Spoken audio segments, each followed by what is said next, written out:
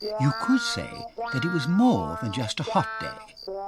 You could even say that it was a real stinker. The birds were hanging out of the tree, and their tongues were hanging out of their beaks.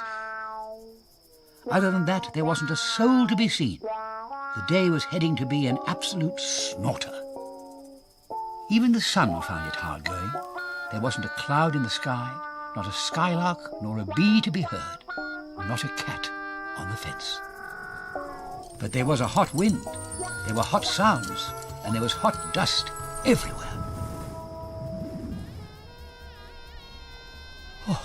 Oh, weird weather, panted Rhubarb, when he eventually ventured out and found Custard, who was lying on the ground covered in a blanket of dust. Don't you think that blanket of dust is a bit thick for a hot day like today? Asked Rhubarb. What? Muttered Custard. I said it's weird weather, whispered Rhubarb, and as Custard stood up, the dust swirled, and it was quite obvious that they had both heard it. What was that? Shuddered Custard.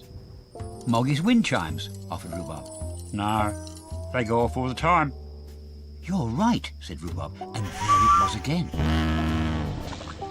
Oh, dearie me, what can it be? They begged each other in the heat of the moment, and when it happened again, they both jumped into each other's arms and fell to the ground in a heap of dust.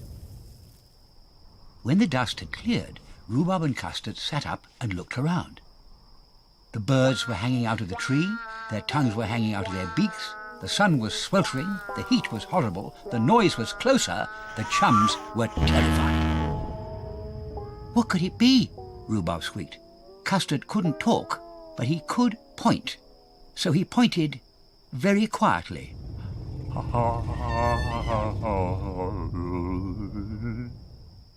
Too tall for a snail's pace, but quite unhurried, what looked like an exotic shed was moving along the lane on the other side of Rhubarb's fence.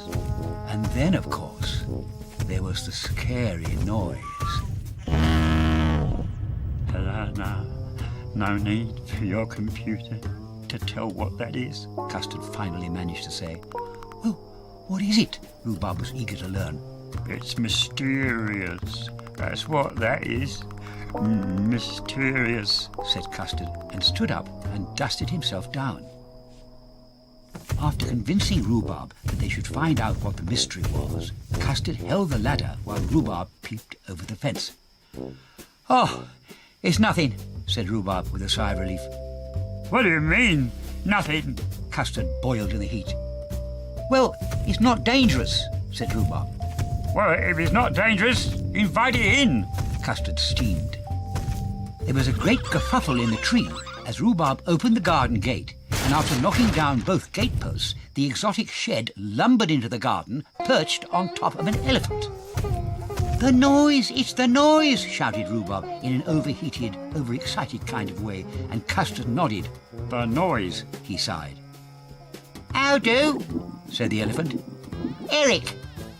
Rhubarb, said Rhubarb, and introduced Custard. And Custard. That's a very nasty noise you have, Rhubarb shuffled. Aye, you eat there, lad, snuffled the elephant.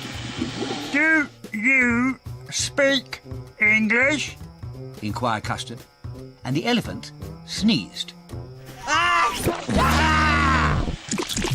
Hey, it's a right one-year dog, ain't he? Bellowed the beast, and pushed Custard in a friendly kind of way that sent him reeling across the garden.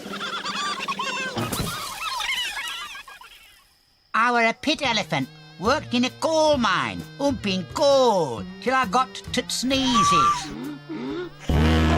I'll ne'er forget that day, explained Eric. I see, said Rhubarb. And what about the, he shrugged and pointed at the exotic shed. Oh, me granddad were a prince, you see, and that was his coal shed, came the explanation, followed by a sniff. Oh, I say, it's a bit hot, ain't it? Don't suppose you've got a cup of tea, have you? Gasped Eric, and hooted feathers all over the garden. Well, as it is so very hot, wouldn't perhaps a pond be better than a cup of tea? Rhubarb suggested. And before you could say, "E by gum," Eric had all but slurped the goldfish out of house and home. Well, lads, you done me grand. And if you're ever up my way, don't be behind in coming forward. I'll be off then, sniffed Eric, and turned towards what was left of the garden gate, just as Mouse turned up.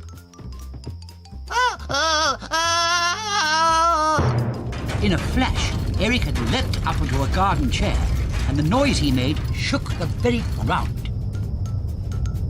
What followed was a thunderous sneeze, followed by monsoon rains that doused the dust, cooled the air, soaked the garden, and even filled the empty pond.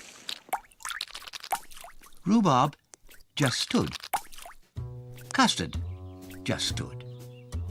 They just stood and stared at each other. Then at Mouse. What did I do? Squeaked Mouse. Eric is an elephant, Said Custard. And you are a mouse. Mouse, said Rhubarb. Ah, ah, ah, oh.